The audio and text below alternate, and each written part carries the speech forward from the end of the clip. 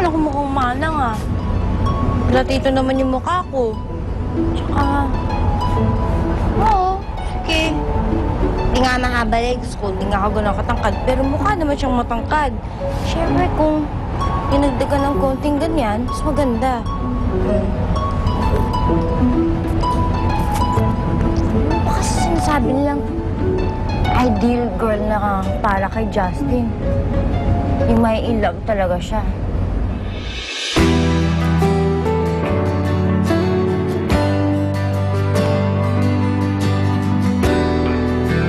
Jessie?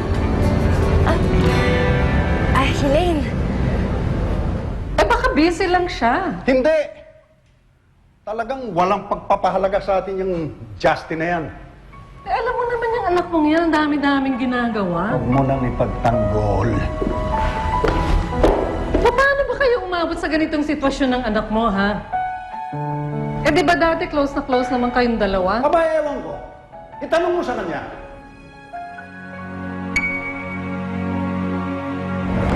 Buti na lang dumating ka. Init na inip kasi ako dun sa shooting eh. May dala kong mga bagong clothes for Justin kasi.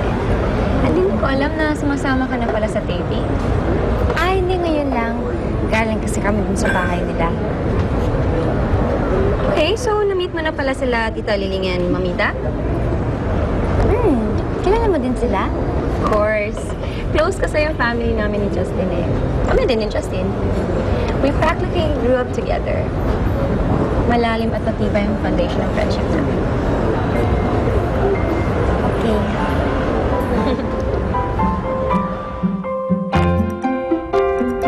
Justin? Justin?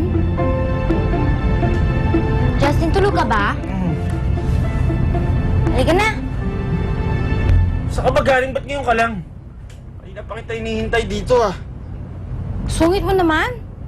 Buong araw kaya ako nag-shooting. Tagal-tagal mo sa ka ba galing? Nagkape lang ako sa labas. Dumating kasi si Elaine eh. Si Elaine? Nandito si Elaine? Hindi, kanina kasi may sinaglit lang siyang isang damit mo. Tapos magkasama kayo? Nayaya pa nga niya ako magkape, diba? Kaya ako sa labas. Tapos? Anong pinag-usapan niyo? Wala, kung ano lang. Tanong siya dun sa tungkol sa wedding natin. Ganon, halika na. Teka, sandali. Tapos? Ano sagot mo na tinanong ka sa wedding? Ano sasagot ko eh? Wala namang alam tungkol sa wedding dahil ikaw laging nasusunod. Tapos? Ano pa? Yun lang pinag-usapan niyo? Wala nang ibang pinag-usapan? Diyos ko, ano nangyayari sa inyo? Nakakatampuhan ba kayo? Di ba close kayo? Bakit wala siyang kaalam-alam sa mga nangyayari sa buhay mo? Sandali. Di ba nasa kontrata natin usapan walang pakilamanan ng buhay? Bakit biglang dami mong tanong? Tara na nga. Maaga pa tayo bukas. Tatanong ko to kay Elaine. Wala ka namang masabi. Halika na.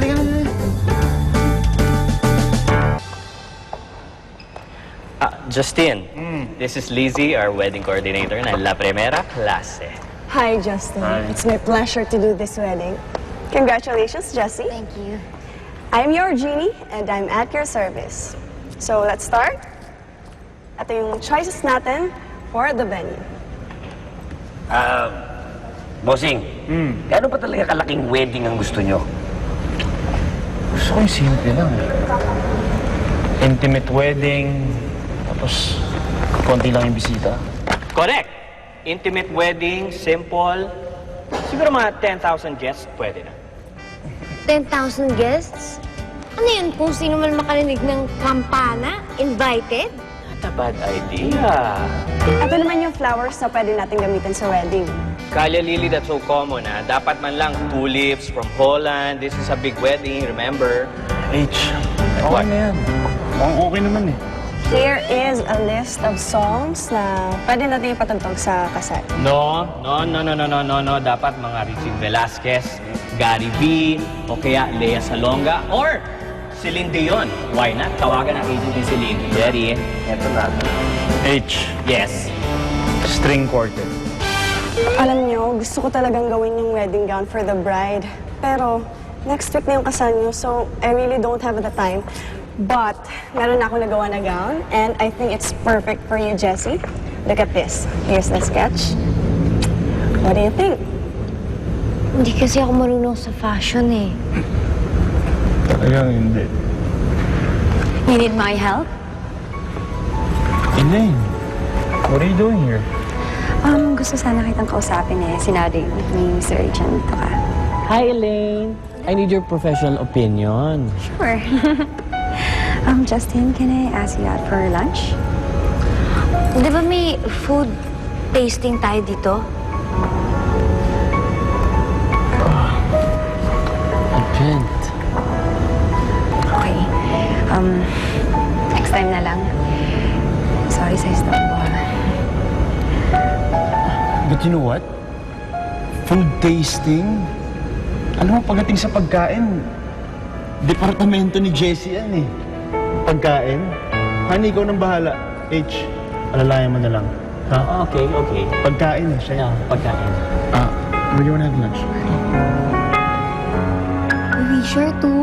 Ang gandang wedding gowns. Ay, teka lang pala. Tuwag na ba si Jessie? Kasama ba tayo sa kasal niya? Parang hindi eh. Tsaka meron ng wedding coordinator yung mga yun. Bakit? Dapat may participation pa rin tayo dun, no? Tsaka, gusto kong maging maid of honor ni Jessie. Eh di ba, sa judge lang naman sila magpapakasal? Eh bakit? May entourage pa rin naman yun, ah. Tsaka, tayo yung pamilya ng bride.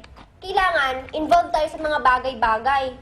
Lalo ka na, kapatid ka ni Jessie. Kaya kailangan, ibigay nila yung dapat sa'yo. Naku, no? Ipaglaban natin ang karapatan natin. Huwag tayong papa-apay, Richard. Bakit hindi mo sinasagot yung mga tawag ko? Sobrang busy ko lang. Isa pa, wala naman tayong dapat pag-usapan. Yung last time, yung mga nasabi ko sa'yo. Kalimutan na natin yan. Tapos na yun. So we're friends again?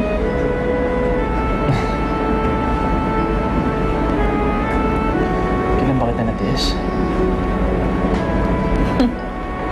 Alam mo, yun talaga sinabi ni Luigi sa akin. Actually kasi, napag-usapan ka namin eh. Talaga? Tungkol saan? Sabi lang ang pagpapakasal mo. Feeling kasi namin na parang masyado kang nagmamadali. Baka kasi mali yung ginagawa mo or sa isip mo. Madalas pala kayo mag-usama ni Luigi. Several times, alam mo naman yun. Elaine, I'm sorry. Next time na lang tayo mag-usap. I have to go.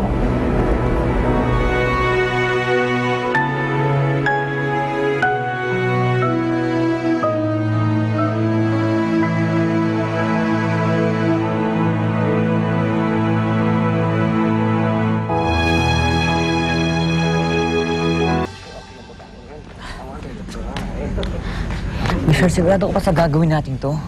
Oo, siguradong sigurado ako. Tsaka, Richard, ito lang naman ang paraan para mapansin ka nila. Ano ba? Hindi ko alam eh, pero baka magalit sila at Jessie. Walang magagalit. Akong bahala. Hindi sila magagalit sa'yo, no? Tsaka, karapatan mo lang naman. Pinaglalaban natin dito. Sige, sige. Last commercials tayo. Saan kayo lahat? Mas ka. Are you okay, darling? Huh? Are you ready? You know what? Yeah, I feel your pain. I feel your pain. Ako din, nasa kalagayan ninyo, maiiyak din ako, ha? I feel it talaga, darling, ha? May napili na ba kayo? Hindi ko nga alam eh, kasi ang hirap. Ang sarap kasi ng lahat. Jessie, I want to help you sana, no? Pero wag na lang, baka may magalit. Kaya shut up na lang ako. Quiet.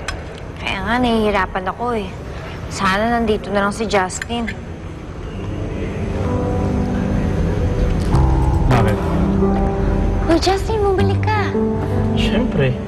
Mamaya baka kung anong piliin mong pagkain natin.